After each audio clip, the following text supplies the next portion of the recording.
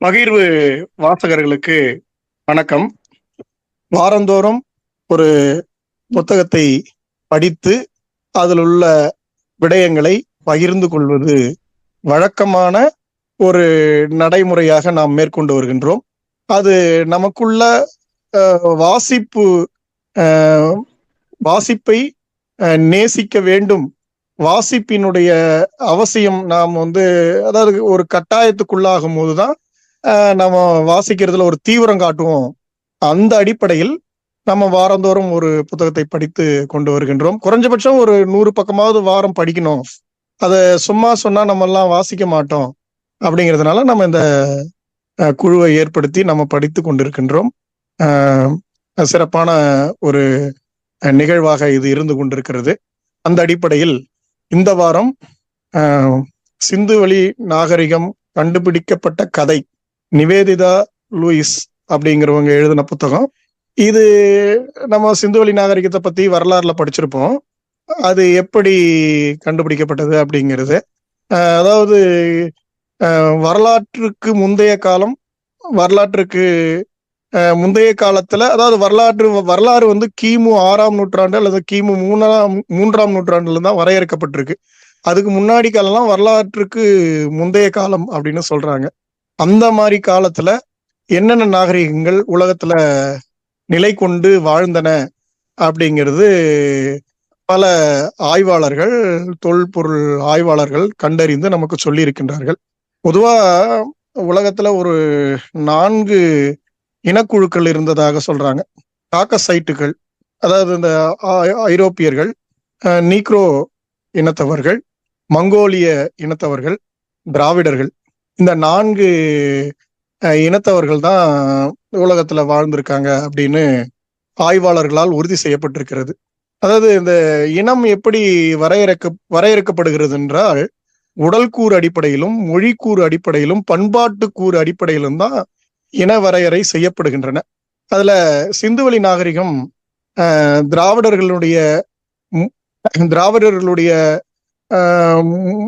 அதாவது தொல் திராவிடர்கள் தான் சிந்துவெளியில் வாழ்ந்தவர்கள் என்று பல ஆய்வாளர்களால் கண்டறியப்பட்டு நிரூபிக்க முயற்சி செய்து கொண்டிருக்கிறார்கள்.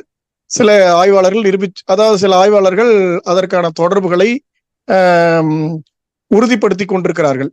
இதுல எல்லாமே பண்பாட்டு ரீதியாகவும் உடல் கூறு அடிப்படையிலும் நிரூபிக்கப்பட்டு விட்டது. ஆனால் அந்த மொழி கூறு அடிப்படையில் எழுத்து, சிந்துவெளி நாகரிகத்தில் பயன்படுத்தப்பட்ட சித்திர எழுத்து, அது இன்னும் படித்து புரிந்து கொள்ள முடியாத வகையில் இருந்து கொண்டிருக்கிறது.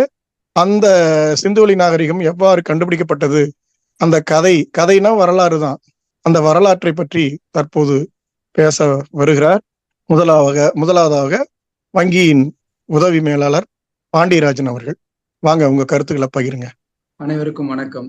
இந்த சிந்து சமவெளி நாகரிகம் குறித்து சிந்திப்பதற்கான ஒரு வாய்ப்பு வழங்கிய பகிர்வுக்கு நன்றி. கிட்டத்தட்ட இது ஒரு சிந்து சமவெளிக்கு 100ஆண்டு ஆண்டு அப்படிங்கிறதுனால இதை நம்ம இன்னைக்கு இதை சிந்திக்கிறதுக்காக எடுத்திருக்கோம். சரியாக இந்த செப்டம்பர் மாதத்துலதான் இது அறிவிக்கப்பட்டிருக்கு. பொதுவா நம்ம இப்படி ஒரு தொடர கேள்விப்பட்டிருக்கோம், வேலைன்னு வந்தா நான் வெள்ளைக்காரன் மாதிரி அப்படின்னு சொல்லுவாங்க. ஆனா அது எனக்கு கொஞ்சம் உறுத்தலா இருக்கும், அது என்ன வெள்ளைக்காரன் மாதிரி அப்படின்ட்டு. இந்த புத்தகத்தை படிச்சோன்னதான், இன்னும் நம்ம வரலாற்றுல எல்லாம் நிறைய படிச்சிருப்போம், ஆனா இதுல அப்படி ஒரு தொகுப்பு இருக்கு, அவ்வளவு செய்திகள் இதுல கொட்டி கிடக்கு. ஆண்டு வரிசையா கிட்டத்தட்ட 18ஆம் நூற்றாண்டு 19ஆம் நூற்றாண்டு அந்த காலகட்டத்துல அத்தனை ஆய்வுகளை பண்ணியிருக்காங்க. வந்தவங்க எல்லாம் ஒரு பகுதியில இருந்தவங்களும் சும்மா இல்லாம, அதாவது எப்படின்னா, இப்போ மேலை நாட்டுக்காரங்க அந்த அந்நியர்கள் என்ன பண்ணியிருக்காங்க, பொதுவா நம்ம கிட்ட இருக்கிற செல்வங்கள் எல்லாம் அபகரிச்சாங்க, அந்த மாதிரி எல்லாம் தான் நம்ம பாக்குறோம். ஆனா அவங்க எந்த அளவுக்கு போயிருக்காங்கன்னா, இத எந்த நோக்கத்துல அவங்க அதை தோண்டினாங்க, அந்த மாதிரி எல்லாம் சிந்திக்க தோணுது. ஒவ்வொன்றத்தையும் தோண்டி எடுத்து அதுல உள்ள இது கிடைச்சிருக்கு, அது கிடைச்சிருக்கு, இந்த முத்திரை இருக்கு, எருது முத்திரை இருக்கு, அப்புறம் அந்த காசுகள், இந்த வடிவங்கள் இருக்கு, அப்புறம் அந்த பொம்மை வடிவங்கள், பானைகள், இந்த மாதிரி பலவிதமான பொருட்களை கண்டுபிடிச்சிருக்காங்க. திடீர்னு ஒரு இடத்துல பௌத்த கோயில்கள் கண்டுபிடிச்சிருக்காங்க. அதுக்கான அப்புறம் இந்து மத கோயில் அப்படின்னு சொல்றாங்க சில இடங்கள்ல. இப்படி பல வகையான கண்டுபிடிப்புகளை தொடர்ந்து கண்டுபிடிச்சிட்டே இருக்காங்க வெவ்வேறு திசைகள்ல.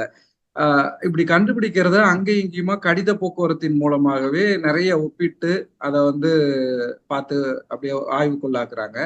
இந்த உழைப்பெல்லாம் வந்து எனக்கு அப்படி படிக்கும்போது அப்படியே ஒரு நினைவலையா அப்படியே போச்சு. எப்படி இந்த அளவுக்கு உழைச்சிருக்காங்களே அப்படின்னு சொல்லி. அடுத்த அப்படி பார்த்தோம்னா, இந்த சிந்து சமவெளி நாகரிகம் குறித்து பாலகிருஷ்ணன் ஐஏஎஸ் அவர்கள் வந்து நமக்கு நிறைய புத்தகங்கள் இருக்கு. அவருடைய பேச்சு அப்பப்ப கேட்பேன். அதுல வந்து அவர் வந்து இப்போ ரீசெண்டா இந்த நூற்றாண்டு குறித்து அவசியம் அப்படிங்கிறத பத்தி பேசியிருந்தாரு. அதுல வந்து பார்த்தோம்னா இப்போ 1924வது ஆண்டு தான் வந்து இது வந்து திராவிடத்துக்கும் சிந்துவெளிக்கும் தொடர்பு இருக்கு, அங்க இருந்து தான் இங்க வந்திருக்கு அப்படிங்கிறத வந்து நிறுவியதாக ஆரம்பிச்சிருக்காங்க. ஆய்வை வந்து நிறுவியிருக்காங்க. அடுத்தது 1925லயே என்ன பண்ணியிருக்காங்க, இது வந்து ஆரியம்க்கும் சிந்துவெளிக்கும் தான் தொடர்பு இருக்கு, சிந்துவெளி நாகரிகத்துக்கும் தான் தொடர்பு இருக்கு அப்படின்னு சொல்லி அவங்க ஆய்வு ஆரம்பிச்சிருக்காங்க. அப்ப இது அவர் என்ன சொல்றாரு, எப்படி இருந்தாலும் சரி இருந்துட்டு போட்டோம். ஃபர்ஸ்ட் அது வந்து ஆய்வை அவங்க தொடங்கினாலும் அது வந்து ஏற்றுக்கொள்ளப்படலை, நிரூபிக்கப்பட முடியாம போயிடுச்சு. ஆனா தமிழ் மற்றும் திராவிட மொழிகளோட அது மிகப்பெரிய தொடர்பு இருக்கு அப்படிங்கிறத நிரூபிச்சிருக்காங்க. அப்படியே அவங்க நிரூபிக்கலனாலும் ஒரு ஆண்டு பின்னாடி தான், நமக்கு தான் இது நூற்றாண்டு, அவங்களுக்கு 99வது ஆண்டு தான் அப்படின்னு சொல்றாரு. அந்த வகையில தமிழர்கள் எல்லாம் பெருமைப்படக்கூடிய, திராவிடர்கள் பெருமைப்படக்கூடிய ஒரு முக்கியமான ஒரு காலம் இது. கண்டிப்பா எல்லோருமே இதை வந்து கொண்டாடணும் அப்படின்னு வலியுறுத்துறாரு. இதுல அடுத்தது நம்ம பார்த்தோம்னா ஒரு இடத்துல வருது, இந்த கிறிஸ்தவ மதத்தை கொண்டு வர்றது இருக்குல்ல நம்ம கிட்ட, அதை வந்து ஒருத்தர் அதுல எழுதுறாரு ஒரு கடிதத்துல, பேர் ஞாபகம் இல்ல.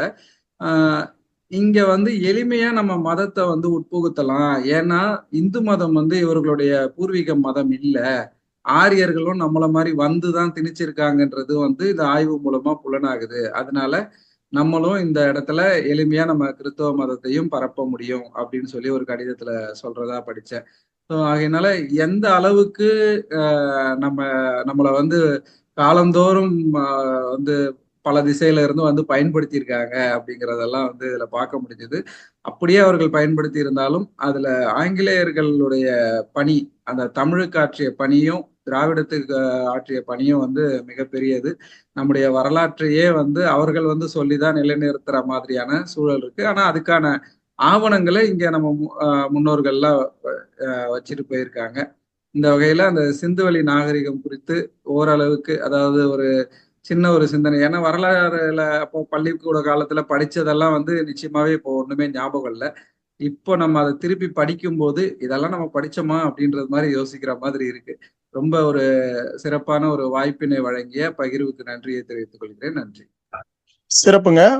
பெருமிதங்களால் வரலாறுகள் கட்டமைக்கப்படக்கூடாது, புனை கதைகளாலும் வரலாறுகள் கட்டமைக்கப்படக்கூடாது, ஆதாரங்களாலும் தரவுகளால் தான் வரலாறு உருவாக்கப்பட வேண்டும், எழுதப்பட வேண்டும் அப்படின்னு சொல்லுவாங்க. பாண்டியராஜன் அவர்கள் அந்த இதனுடைய வரலாற்றினுடைய, அதாவது சிந்துவெளி நாகரிகம் விட்ட இடமும் திராவிட நாகரிகம் தொட்ட இடமும், திராவிட நாகரிகம் தொட்ட இடமும், இந்த சிந்துவெளி ஆய்வை பத்தி பாலகிருஷ்ணன் எழுதின விஷயங்கள் எல்லாம் குறிப்பிட்டு சிறப்பான ஒரு கருத்தை சொன்னாரு. அதாவது என்னன்னா, அலெக்சாண்டர் கன்னிங்ஹாம் நினைக்கிறேன், அவரு பாண்டியராஜன் குறிப்பிட்டவரு. அவரு வந்து ஆங்கிலேயர்களுக்கு எழுதுறாரு. என்ன எழுதுறாருன்னா, நம்ம பிராமணியம் வந்து தொல்காலத்துல இல்ல, இவங்க வந்து இடைக்காலத்துல வந்தவங்க தான். அதனால அதை உடைச்சோம்னா நம்முடைய மதத்தை பரப்புறது எளிது அப்படின்னு அந்த கருத்து தான் பாண்டியராஜன் பதிவு செஞ்சாரு. அது 1857ல முதல் சிப்பாய் கழகம், இந்திய சுதந்திர போர்னு, முதல் இந்திய சுதந்திர போர்னு சொல்லுவாங்க இல்லைங்களா, அது பிறகுதான் ஆங்கிலேயர்கள் உணர்றாங்க. அலெக்சாண்டர் கன்னிங்ஹாம் அந்த சொன்ன கருத்தை உணர்ந்துதான் 1861ல இந்திய தொல்லியல் துறையை உருவாக்குறாங்க. நன்றி. அடுத்தபடியாக இந்த புத்தகத்தை குறித்து பேராசிரியர் முரியசன் அவர்கள் தங்களுடைய கருத்தை இங்கே பகிர்வார்கள். வணக்கம். இந்த எழுத்தாளர் நிவேதிதா லூயிஸ் வந்து ஒரு பரந்துபட்ட ஆய்வாளர். கல்வி குறித்தும் குறிப்பாக இந்த இந்த கிறிஸ்தவ மதம் இந்திய தமிழ்நாட்டுக்குள்ளாக என்னென்ன ஆக்கப்பூர்வமான பணிகள்லாம் ஈடுபட்டுருக்குதுங்கிறத பற்றியும் விரிவாக ஆய்வு நிகழ்த்தியிருக்காங்க. அதில் வந்து 2000 பக்கத்தில் ஒரு புத்தகம் போட்டிருக்காங்க. அந்த புத்தகத்தில் இதுவரை பதிவாகாத பல விஷயங்கள் பேசப்பட்டிருக்கு. குறிப்பாக அவங்க எங்கெங்க பள்ளிகள் நடத்துனாங்க, எங்கெங்க வந்து வேற எந்த மாதிரியான மறுமலர்ச்சி வேலைகள்லாம் செஞ்சாங்கன்னா அது ஒரு புத்தகம், ஒரு முக்கியமான ஆவணம். அது மாதிரி இந்த புத்தகமும் குறிப்பிடத்தக்க ஒன்றுதான். இப்போ இந்த புத்தகத்தை படித்து முடித்த போது ஒரு 3 அடிப்படைகளில் நம்ம இதை பார்க்கலாம். ஒன்று, இந்த நாகரிகத்தினுடைய கட்டமைப்பு. இது வந்து நகர்சார் கட்டமைப்பு. அது அவங்க நமக்கு கிடைச்சது 5 நகரங்களுடைய வடிவமைப்பு நமக்கு கிடைச்சிருக்கு. அந்த நகரங்கள்லாம் இன்றைக்கு இருக்கிற கட்டமைப்பை கொண்டிருக்கு அப்படின்னு சொல்றாங்க. வீதி அமைப்புல இருந்து, வீடு அமைப்புல இருந்து, கழிவுநீர் பாதை இதுல இருந்து எல்லா வேலைகளையும் இன்றைக்கு நம்ம எப்படி பயன்படுத்துறோமோ அது மாதிரி வடிவமைச்சிருக்கிறதாக ஏற்கனவே நம்ம தெரிஞ்சதான் இந்த புத்தகத்தில் அதை நம்ம படிக்கிறோம். அதுக்கப்புறம் வந்து நிறைய செய்பொருள்கள், அவங்க பயன்படுத்தின பொருள்கள், ஏராளமான பொருள்கள் இருக்கு. அதுல நிறைய களிமண்ணால் ஆன பொருள்கள் இருக்கு அப்படின்னு சொல்றாங்க. இப்ப இந்த நாகரிகத்தை நமக்கு தெரியப்படுத்துறதுல குயவர்களுக்கு பெரிய பங்கு இருக்கு. அவங்க செய்து வைத்த பொருள்கள் தான் இன்னைக்கு நமக்கு சான்றுகளா இருக்கு அப்படின்னு சொல்றாங்க. இப்போ ஏராளமான மனித எலும்பு கூடுகள் கிடைச்சிருக்குது, பயன்படுத்திய பாத்திரங்கள் கிடைச்சிருக்குது, இப்படி நிறைய பொருள்கள் கிடைச்சி அதை பல வகையில் ஆய்வுகள் நிகழ்த்தி பல்வேறு முடிவுகளை முன் வச்சிருக்காங்க. கிட்டத்தட்ட 1000 புத்தகங்களுக்கு மேல இந்த நாகரிகத்தை பற்றி வந்து இருப்பதாக குறிப்பிடுறாங்க. அப்புறம் இந்த குழந்தை வளர்ப்புகளை கூட ரொம்ப கவனமா அந்த காலத்திலேயே பொம்மைகள்லாம் செஞ்சு கொடுத்து குழந்தைகள் எல்லாம் நல்லா வளர்த்துருக்காங்க அப்படின்னு குறிப்பிடுறாங்க. அதே மாதிரி இது வந்து ரொம்ப காலத்தொன்மை உடையதாகவும் இருக்கு. அது அப்புறம் வந்து இந்த நாகரிகங்கள் வந்து ஒரு ஒரு அழியாத, அதாவது எப்படி சொல்றதுன்னா, நம்ம மற்ற ஆய்வுகளில், மற்ற நாகரிகங்கள் குறித்த ஆய்வுகளில், அங்கே தொல்பொருள் ஆய்வுகளில் கிடைத்ததை விட இங்கே வந்து இன்றியமையாத தரவுகள் நிறைய கிடைச்சிருக்கு. அதாவது மறுக்க முடியாத தரவுகள் நிறைய கிடைச்சிருக்கு. மற்ற நாகரிகங்கள் வந்து நம்ம ஒரு யூகத்தின் அடிப்படையில் தான் சில விஷயங்களை சொல்ல முடியும். ஆனால் இங்கே நம்ம மெய்மைகளை நிறுவுவதற்கு ரொம்ப எளிமையாக இருக்கு அப்படின்னு சொல்றாங்க. அதுக்கப்புறம் வந்து இந்த சிந்திச்சமவெளி ஆராய்ச்சியில் உள்ள இதில் ஈடுபட்ட அறிஞர்களை குறித்து நம்ம நிறைய இதில் பேசுகிறாங்க. பல்வேறு ஆங்கிலேயர்கள் மட்டும் இல்லாமல் இத்தாலிக்காரர் அந்த டெஸ்லஸ், அப்போ அந்த மாதிரி நிறைய பேர் இதில் வந்து ஆர்வத்தோட பங்கெடுக்கிறாங்க. பிரிட்டிஷ் அரசாங்கம் தான் சர்ஜான் மார்ஷல் அவரை நியமித்து பல வேலைகளை பார்க்குறாங்க. அதுக்கு முன்னாடி இருந்தே இந்த வேலைகள் ஆரம்பிக்கிறாங்க. அதாவது இந்த ரயில்வே பாதை போடுறதுக்காக தோண்டப்படும் போது தான் இந்த நாகரிகம் வந்து கண்டுபிடிக்கப்படுது அப்படின்னு சொல்கிறாங்க. அது மாதிரி இந்த மார்ஷலோட சேர்ந்து நிறைய பேர் வேலை பார்க்குறாங்க. அவங்க பொருள்களை, கல்கத்தா பக்கத்தில் ஒருத்தர் வேலை பார்க்குறாரு, 5 நகரங்கள் இருக்கு இல்லைங்களா, ஒவ்வொரு நகரத்துலையும் ஒருத்தர் வேலை பார்க்குறாங்க, நிறைய பொருள்கள் எல்லாம் கண்டுபிடிச்சி எடுக்கிறாங்க. அந்த மாதிரிலாம் வரலாறு விரிவாக பேசுது, நீங்கள் படிச்சிருப்பீங்க. இதில் என்னன்னா, இப்போ அதாவது இந்த ஆய்வாளர்கள் வந்து சில அரசியல் அவங்களுக்குள்ள இருந்த விஷயங்களையும் குறிப்பிடுறாங்க. இது குறிப்பாக இந்த சர்ஜான் மார்ஷல் வந்து சில இடங்களில் ஒத்துழைக்கலை அப்படின்னு சொல்கிறாங்க. இன்னும் சொல்லப்போனால் அவர் வந்து அந்த பகுதிக்கே போகல, அந்த நாகரிகம் இருந்த இடத்துக்கு போகல. நாங்கள் கொண்டு வந்து கொடுத்த பொருள்களை வச்சு தான் அவர் வந்து ஆய்வு முடிவுகளை சொன்னார் அப்படின்னு சொல்கிறாங்க. அதை குறையா சொல்ல, அவருக்கான நிறையா சொல்கிறாங்க. அப்படி இருந்தாலுமே அவர் வந்து இந்த நாகரிகத்தோட தொன்மையையும் இந்த நாகரிகத்தினுடைய அந்த கட்டமைப்பையும் வியந்து பாராட்டி நூல்களில் இதழ்களில் கட்டுரை எழுதியிருக்காரு அப்படின்னு சொல்கிறாங்க.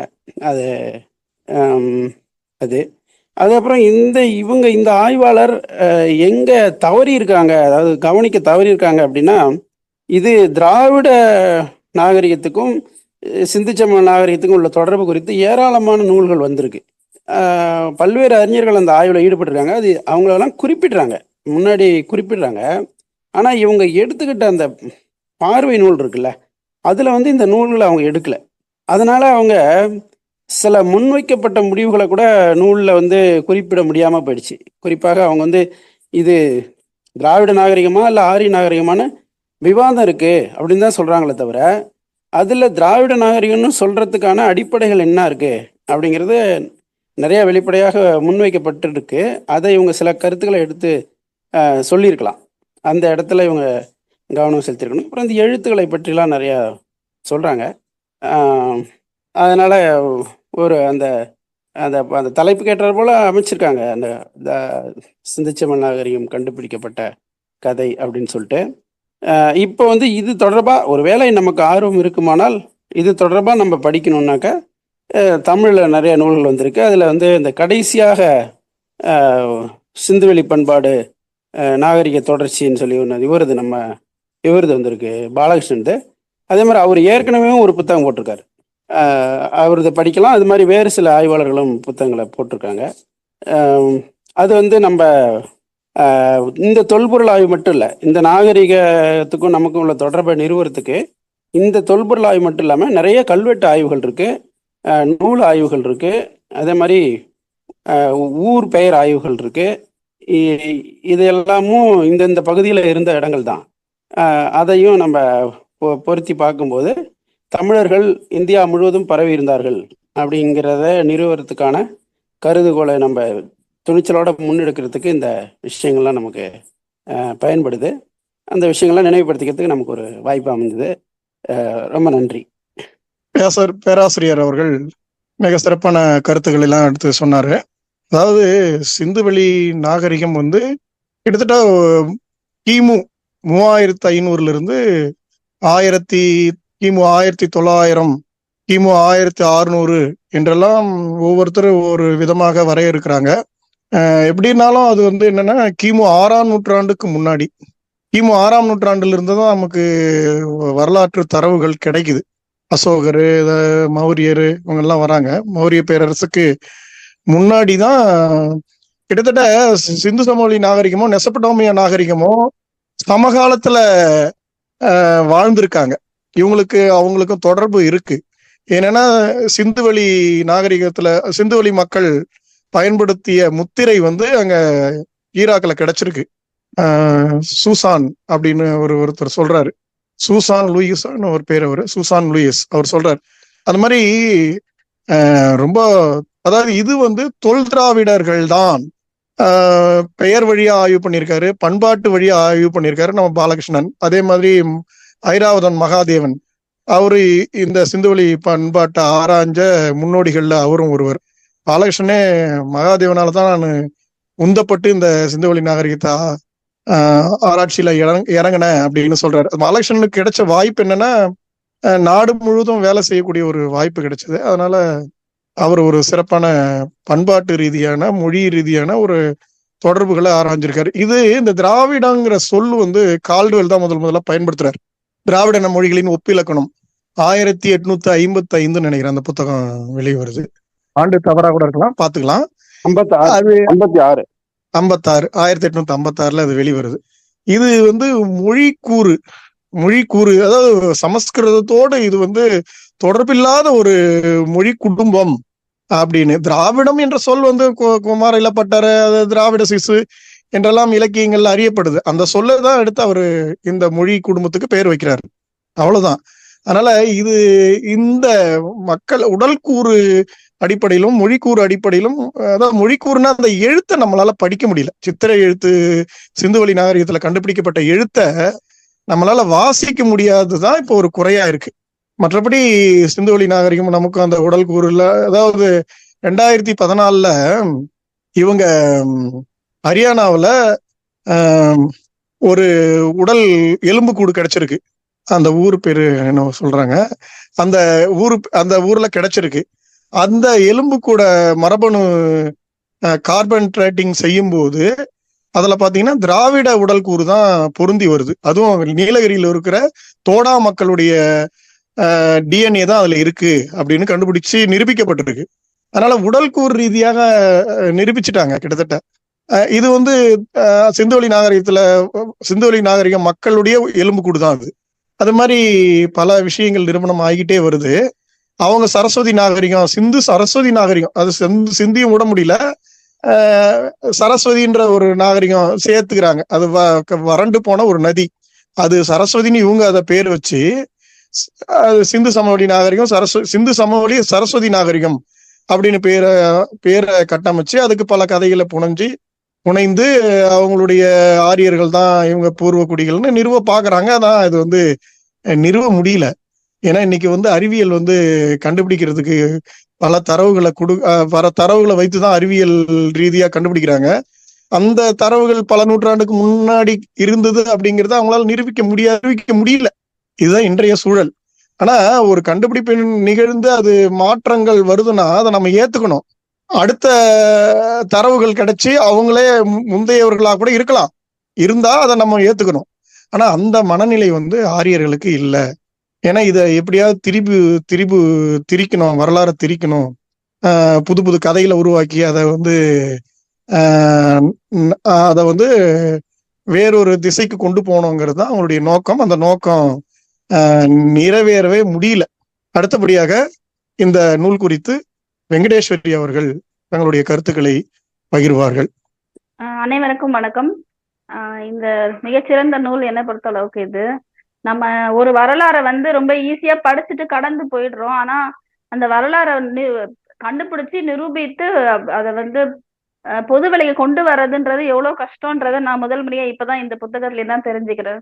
அவ்வளவு சர்வசாதாரணம் கிடையாது. முதல்ல அங்க இடத்தை ஆக்கிரமிக்கிறதுல இருந்து பொருள் செலவு எல்லாமே ரொம்ப சின்ன சின்ன விஷயத்தையும் ரொம்ப எக்ஸ்பிளைன் பண்ணி கொடுத்துருக்காங்க இந்த நூல்ல. அதுக்கப்புறம் ஜான் மார்ஷல் கிட்ட நம்ம இந்தியாவில இருந்து 3 தனித்தனியா ஆய்வு பண்ணி 3 பேர் இந்தியாவை சேர்ந்த பானர்ஜி, இன்னும் 2 பேர் எனக்கு ஞாபகம் வரல. கொடுத்து அதை அவரை தொகுத்து கொடுத்துருக்காரு, புத்தகமா ஆய்வை கொடுத்துருக்காரு.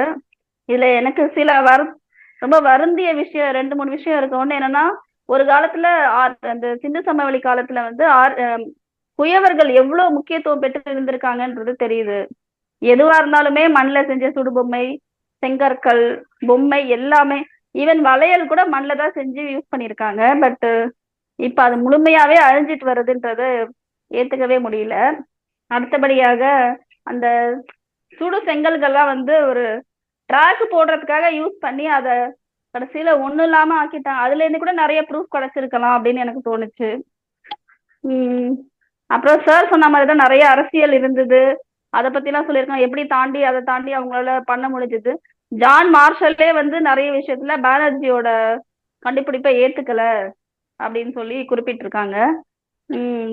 வேற நல்ல ஒரு நல்ல நல்ல நூல் இது. மீண்டும் இன்னொரு முறை கண்டிப்பா படிக்கணும்ன்ற ஆசையை தூண்டுற நூல் இது. மீண்டும் படித்து கண்டிப்பாக பார்க்கலாம் என்று நினைக்கிறேன். நன்றி. சிறப்பான கருத்துக்களை பகிர்ந்த வங்கி மேலாளர் வெங்கடேஸ்வரி அம்மா அவர்களுக்கு நன்றி. அதாவது அது என்னன்னா, ஆர்டி பானர்ஜி, இவங்க ஒரு பேர்னா தாய்ராம் ஷரனிக் அவரு, அப்புறம் ஜெசிடோரிங்கிற ஒரு இத்தாலிக்காரர் அவரு. இவங்க எல்லாம் ஆய்வுக்கு காரணமா இருந்தாங்க. இது ஆர்டி பானர்ஜி சரிதான், அவங்க சொல்றத அவங்க சந்திக்கல, ஜான் மார்ஷல் சந்திக்கல, இதெல்லாம் சொல்றது என்றாலும் கூட இது பக்க சார்பு இல்லாத சிந்திக்கக்கூடியவர் நம்ம ஜான் மார்ஷல். இப்ப ஆர்டி பானர்ஜி எல்லாம் பாத்தீங்கன்னா அவரு புத்தர் அப்படிங்கிறது, அவரும் ஒரு பிராமணியத்தை தூக்கி பிடிக்கிறவரதான் அது ஒரு பக்கமா சிந்திச்சு முடிவெடுக்கிறதுக்கு வாய்ப்பு இருக்கு. ஆனா இது ஜான் மார்ஷல் அந்த இடத்துக்கு போகலன்னா கூட அந்த பொருள்களை ஒப்பிட்டு ஒரு கருத்தை நிறுவுறாரு. இவங்க எல்லாம் கண்டுபிடிச்சிட்டு கொண்டு வந்த பொருள் தான். ஆனா இவங்க கண்டுபிடிச்சிட்டு வந்ததுதான், இவங்க தோண்டி அகழ்ந்து எடுத்துட்டு வந்ததுதான். ஆனா அது வேற ஒரு நாகரிகமாக திரிக்காமல் பார்த்து கொண்டதில் முக்கிய பங்கு ஜான் மார்ஷலுக்கு தான் இருக்கு. அதனாலதான் ஜான் மார்ஷலுக்கு ஸ்டாலின் என்ன சொல்லியிருக்காருன்னா, செலவைக்க போறோம் அப்படின்னு சொல்லியிருக்காங்க. அதனால பென்னி குயிக்கு மாதிரி ஜான் மார்ஷலை இந்தியாவில எங்கேயுமே கொண்டாட மாட்டாங்க, தமிழ்நாட்டில தான் நம்ம கொண்டாடுறோம். ஏன்னா நம்மளுடைய பூர்வீகத்தை, நம்மளுடைய ஆதி குடிகள் தான் அவங்க அப்படிங்கிறத நிறுவியிருக்கார். பல பேர் இதற்காக அகழ்வு பணியில ஈடுபட்டு அயராது அந்த அகழ்ந்து அந்த பொருள்கள் எல்லாம் கண்டுபிடிச்சு கொடுத்தாலும் கூட அதை ஒப்பிட்டு ஒரு முடிவுக்கு வர்றது இருக்குல்ல, அது ஒரு சிறப்பானது. அதாவது கர்சன் பிரபு வங்க பிரிவினைய செய்தாரு அப்படின்னு நம்ம வரலாறுல படிச்சுக்கிட்டு இருக்கோம். உண்மைதான், வங்க பிரிவினை செய்தாரு. ஆனா அவருதான் அந்த ஜான் மார்ஷல அகழ்வாய்வுக்கு வந்து இயக்குனரா நியமிச்சவர். அவருதான் அவருடைய செதுக்குதல்தான் உருவானவர் ஜான் மார்ஷல். அதனால கர்சன் பிரபு மண்ணில் வாழ்கிற மக்களை நேசிக்கவில்லை என்றாலும் மண்ணை வந்து நேசித்தவர். ஏன்னா அந்த மண்ணில் இருக்கிற உண்மையை கண்டுபிடிக்கணும், தொல்பொருள்ல ரொம்ப ஆர்வம். டிஸ்கனெக்ட் ஆயிடுச்சு. கேக்குதா பாண்டி? சார் கேக்குது. இப்பதான் கேக்குது. எங்க இருந்து கேட்கலன்னு தெரியல, திடீர்னு வெளியே வந்துட்டு இருக்குது பேசிட்டு இருந்தேன். நீங்க அந்த வெளியில இதுவாயிடுச்சுல, அதுக்கப்புறம் பேசிட்டே இருந்தீங்களா? வெளியில போயிட்டு இருக்கு, வெளியில போனோன்னு பார்த்தேன். அதான் இந்த சர்ஜான் மார்ஷல் பத்தியா சொல்லிட்டு இருந்தீங்க. சில இடத்துல நம்ம தான் அவங்களை கொண்டாடிட்டு இருக்கிறோம். ஆமா, ஜான் மார்ஷல் வந்து இந்தியா முழுவதும் யாருமே கொண்டாடல, நம்ம தான் தமிழ்நாடு தான் கொண்டாடுது. தமிழ்நாடு தான் திராவிடர்கள் கிடையாது, இந்தியா முழுவதும் திராவிடர்கள் பரவி இருக்காங்க. ஏன்னா இப்ப இந்தியாவுல 80% மக்கள் திராவிடர்கள் தான். ஆரியர்கள் என்று சொல்லப்படுகின்றவர்கள், பழுப்பு நிறத்தவர்கள் 20% தான் இருக்கிறாங்க. அப்படியே நீங்க ஆராய்ஞ்சு பார்த்தா கூட இது வந்து கலப்பினமா மாறிடுச்சு, அது வேற விடயம். என்றாலும் கூட ஆந்திர, தெலுங்கு, தமிழ், மலையாளம், கன்னடம், வங்கம் கூட தெலுங்குக்கு முன்னாடியே தமிழ்ல இருந்து பிரிஞ்சிருக்குது, தொல் திராவிட மொழியில இருந்து பிரிஞ்சிருக்கு அப்படின்னு சொல்றாங்க. இந்த மாதிரி பாத்தீங்கன்னா இப்போ மொஹஞ்சதாரோ, ஹரப்பா, இந்த பலிகிஸ்தான் பகுதியில வந்து பிராகுயி மொழி பேசுறாங்க. அந்த மொழி வந்து திராவிட மொழிகளினுடைய கிளை மொழி தான், திராவிட மொழி தான் அது. ஆக இதனால என்னன்னாக்க நம்மளுடைய திராவிடர்கள் தான் இந்தியா முழுவதும் ஒரு காலத்துல பரவி இருந்தாங்க. அவங்க வந்து நம்மளை வந்து தெற்கு நோக்கியும் கிழக்கு நோக்கியும் நம்மள நகர்த்தி இருக்காங்க அவங்க. அதனால இந்தியா என்பது திராவிடர்களுடைய பகுதி தான். இந்த உடல் கூறு ரீதியா பாத்தீங்கன்னாக்க மேய்ச்சல் நிலத்துக்காரங்களுடையோ அல்லது ஐரோப்பியருடையோ உடல் கூறுகள் ஒத்து போகல. கண்டுபிடிக்கப்பட்ட எலும்பு கூடு எல்லாமே பாத்தீங்கன்னா திராவிடர்களோடு தான் ஒத்து போகுது. அதை வச்சுதான் திராவிடர்களுடைய ஆதிக்குடிகள் தான் அவங்க அப்படின்னு நிறுவுறாங்க. இன்னும் இந்த ஆய்வுகள் முன்னெடுத்து செல்ல வேண்டும், தொடர்ந்து முன்னெடுத்து செல்ல வேண்டும். இன்னும் அவிழ்க்கப்படாத முடிச்சுகள் இருக்கின்றன. இதுல வந்து பாகிஸ்தான்ல இருக்கிற மொஹஞ்சதாரோ, ஹரப்பா தான் தோண்டி பார்த்தாங்க. அதே மாதிரி இன்னும் நிறைய அகழ்வாய்வு செய்ய மாட்டாங்க. அவங்க நர்மதை ஆற்றுக்கு மேலதான் ஆய்வு செய்யறாங்களே தவிர இந்த பக்கம் குஜராத், ராஜஸ்தான்லாம் இன்னும் தோண்டி பார்க்க வேண்டிய இடங்கள் நிறைய இருக்கு அப்படின்னு சொல்றாங்க. அதெல்லாம் சிந்து சமவெளி நாகரிகத்தினுடைய பகுதிகள் தான். கிட்டத்தட்ட 13 லட்சம் கிலோமீட்டர் தூரத்துக்கு சிந்து சமவெளி நாகரிகம் பரவி இருந்தது. ஆப்கானிஸ்தான்ல இருந்து இங்க பாகிஸ்தானு, குஜராத், ராஜஸ்தான், ஹரியானா இந்த பகுதி வரைக்கும் பரவி இருந்ததுன்னு சொல்றாங்க. மேற்கு பஞ்சாப், பாகிஸ்தான்ல இருக்கிற பஞ்சாப், இந்த பகுதியெல்லாம் பரவி இருந்தது. சிந்து வந்து தன்னுடைய போக்க மாத்தி இருக்குது. அதனாலதான் நிலநடுக்கம் வந்து சிந்து ஆறு வந்து தன்னுடைய ஓடும் போக்க மாத்தி இருக்கு. அதனாலதான் அதெல்லாம் மணல் மேடுகளா உருவாயிருச்சு. அதனால ஏற்பட்ட திசை மாற்றம் தான் நமக்கு அந்த மணல் மேடுகளை உருவாக்கி, அந்த மணல் மேடுல இருந்தா நம்ம திராவிட நாகரிக, அதாவது சிந்து சமவெளி நாகரிக தொன்மங்களை கண்டுபிடிக்கிறதுக்கு ஒரு வாய்ப்பா இருந்தது அப்படி சொல்றாங்க. கீழடியில கண்டுபிடிக்கப்பட்டது என்னன்னாக்க அது தமிழகம் தான். அது தமிழ் பேசக்கூடியவங்க தான். அது என்னன்னாக்கா கீழடியில வந்து நமக்கு வாழாத பகுதியா இருந்தாதான் நம்மளுடைய தொன்மங்கள் கிடைக்கும் அப்படின்னு நம்ம அமர்நாத் ராமகிருஷ்ணன் சொல்றாரு. கீழடி ஆய்வு செஞ்சவர் என்ன சொல்றாருன்னா, தொடர்ந்து வாழ்ந்துகிட்டே இருக்கும்போது தொல்பொருள்கள் அழிஞ்சு போயிடும். ஏன்னா நிலத்தை பயன்படுத்துவாங்க, கீறுவாங்க, நிலத்தை கட்டடம் கட்டுவாங்க, விழுவாங்க, அதனால மாறிடும். அதனால வாழாத பகுதிகளில் தான் நம்ம அது மாதிரிதான். இது வந்து கீழடி வந்து ஒரு தென்னந்தோப்பு, மேட்டு பகுதி, ஒரு தென்னந்தோப்பு இருந்திருக்கு அந்த இடத்துல. அந்த இடம் அவங்களுக்கு கிடைச்சதுனாலதான் அதுல வந்து கண்டுபிடிச்சிருக்காங்க. அதே மாதிரி திண்டுக்கல் பக்கத்துல தேனூர்ன்ற ஊர்ல வந்து ஒரு 6 தங்க கட்டிகள் கிடைச்சதாக, ஒரு ஆலமரம் விழுந்தது, அந்த ஆலமரத்து அடியில ஒரு பானை இருந்தது, அதுல ஒரு 7 தங்க கட்டிகள் இருந்ததுன்னு சொல்றாங்க. அதுல ஒரு எல்லா தங்க கட்டிலையும் வந்து கோதைங்கிற பேர் எழுதியிருக்கு. அது கிமு 3ஆம் நூற்றாண்டுக்கு முந்தையதுன்னு சொல்றாங்க. அமர்நாத் தான் அதை வாங்கி படிச்சு பார்த்ததா சொல்றாரு. அந்த மாதிரி நிறைய கண்டுபிடிப்புகள், புதைப்பொருள் ஆராய்ச்சி செய்யணும், அகழ்வாய்வு செய்யணும்.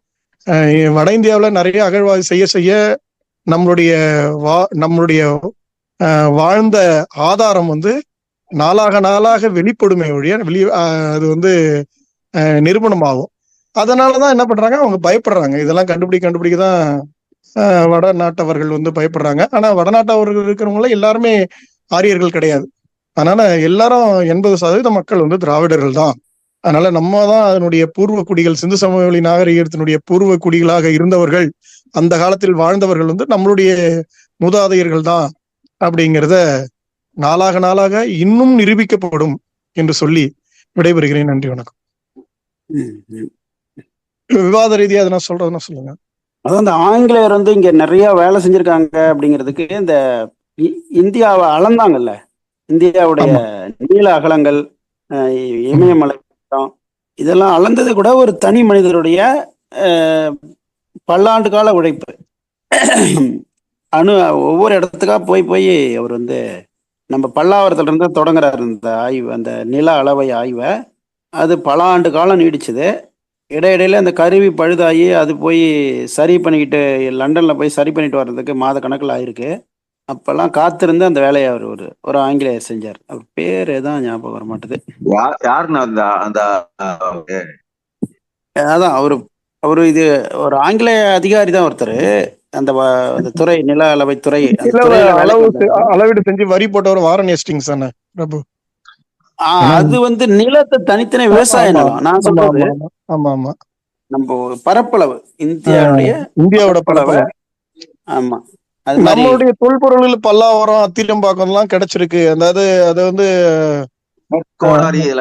இதெல்லாம் வந்து பழைய புதிய கற்கால மனிதர்களுடைய எச்சங்கள் கிடைச்சிருக்கு, அதனுடைய எச்சங்கள் தான். ஆனா இதுல இருந்து என்ன தெரியுதுன்னா, பல ஆயிரம் ஆண்டுகளாக மனிதர்கள் தொடர்ந்து வாழ்ந்துட்டு இருக்காங்க தமிழ்நாட்டு பகுதியில அப்படின்னு தெரியுது. அதாவது இன்னொரு விஷயங்க, சந்திரபாபு நாயுடு வந்து இதுக்கு முன்னாடி முதலமைச்சரா இருக்கும்போது என்ன பண்ணிருக்காரு, அகழ்வாய்வு பண்ணிருக்காரு. அந்த கோதாவரி பகுதி நினைக்கிறேன், கோதாவரியா கிருஷ்ணா அந்த நதியில அந்த இடங்கள்ல ஆய்வு பண்ணும் போது தெலுங்கு கிடைக்குமா, தெலுங்கு எழுத்து கல்வெட்டுகள் கிடைக்குமான்னு ஆய்வு பண்ணிருக்காரு. தோண்ட தோண்ட தமிழ் கிடைச்சுதான். ஏன்னா தோண்ட தோண்ட தமிழ் கிடைச்சுதான். சில ஒரு கிபி 7ஆம் நூற்றாண்டு 8ஆம் நூற்றாண்டுல எழுதப்பட்ட தெலுங்கு கல்வெட்டுகளும் சில கிடைச்சிருக்கு, ரொம்ப குறைவா. இத பார்த்த உடனே அதை மூடிடுங்க, வேண்டாம் அப்படின்ட்டாங்க. அதனால இது எல்லாமே தமிழ் நிலப்பகுதி தான். இது தமிழ்ல இருந்து பிரிஞ்ச, தமிழ்ன்றதை விட தொல் திராவிட மொழிகள்ல இருந்து ஒவ்வொரு மொழி தான் பிரிஞ்சுது அப்படின்றதாவது ஏத்துக்கணும்ல அவங்க. ஆமா ஆமா, அப்படிங்கறத ஏத்துக்கணும். நீங்க தமிழ்னு கூட சொல்ல தேவையில்ல, திராவிட மொழிகள்ல இருந்து தெலுங்கு, கன்னடம் எல்லாம் நம்ம ஒன்றுதான். அது அப்படியே மொழி ஒரு கிளையா பேசி அதுல தகவல் தொடர்பு, போக்குவரத்து தொடர்பு எல்லாம் இல்லாதனால அவங்க பேசக்கூடிய மொழிகள் திரிஞ்சு வேறு மொழியாக பிரிந்து விட்டது. இன்னைக்கு பொது ஊடகங்கள், தகவல் ஊடகங்கள் இருக்கிறது மொழி கன்னியாகுமரியில பேசினாலும், சென்னையில பேசினாலும் நம்ம ஒரு பொது மொழிங்கிறத ஒண்ணு உருவாக்கி இருக்கோம். எல்லாரும் பேசக்கூடிய, எழுதக்கூடிய ஒரு மொழியாக நம்ம பேசும்போது வேணா கொஞ்சம் அந்த வட்டார பாஷையை பயன்படுத்தலாமே வழியா, நான் எழுதும் போது ஒரு பொது மொழிக்கு வந்துடுறோம்ல. அது நிகழாத காரணத்தினாலதான் அது வந்து வெவ்வேறு மொழிகளா பிரிஞ்சிருக்கு. மலையாளத்துல இருக்கிற வடமொழிகளை நீக்கிட்டீங்கன்னா தமிழ் அப்படியே சுத்தமான தமிழ். ஆமா, நீங்க ஏதாவது கேக்குதுங்களாண்ணே? நீங்க ஏதாவது சொல்றேன்னா சொல்லுங்க.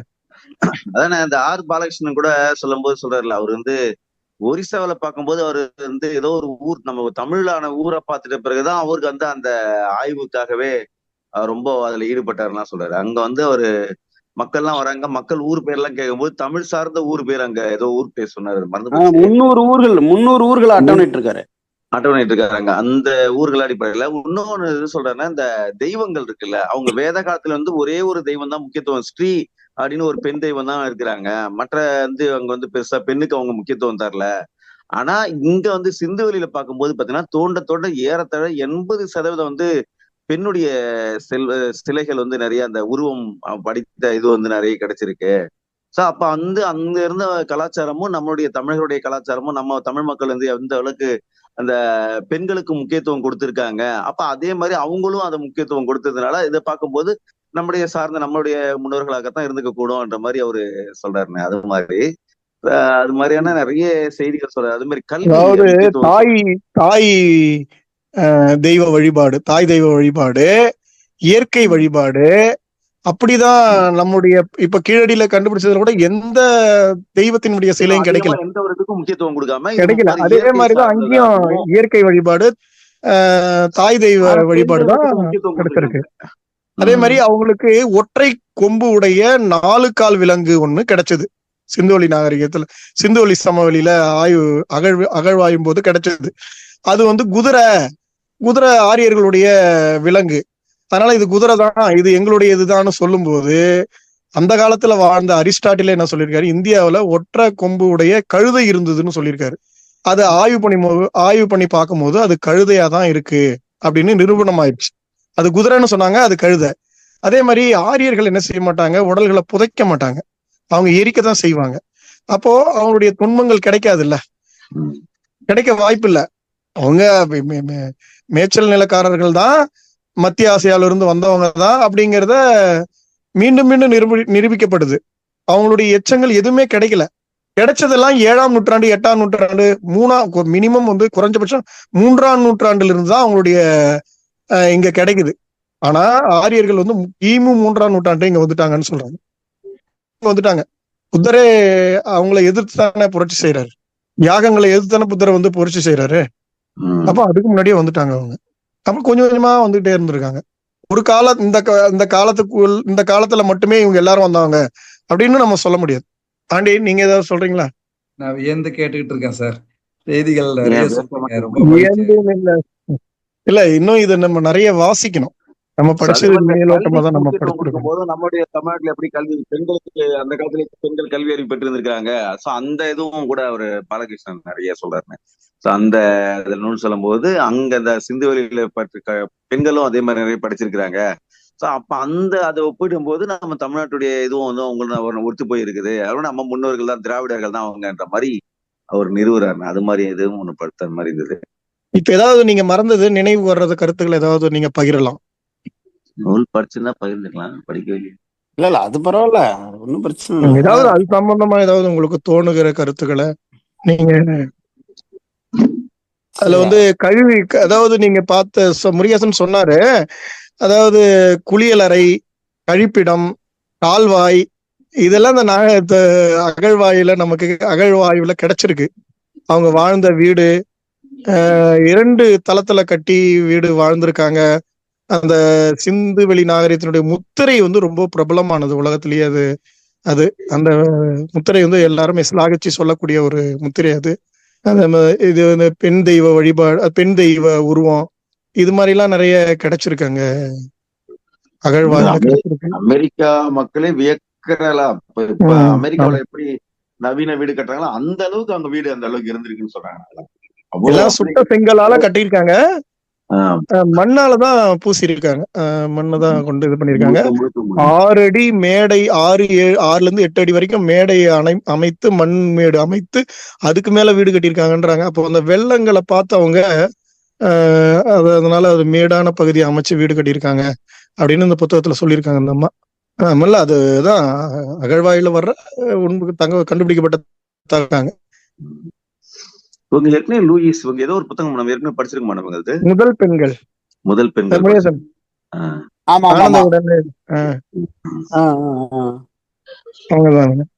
படிக்கல நினைக்கிறேன். ஆனா முதல் பெண்கள் நம்ம கிட்ட இருக்குன்னு நினைக்கிறேன். நம்ம படிக்கல தானே, அது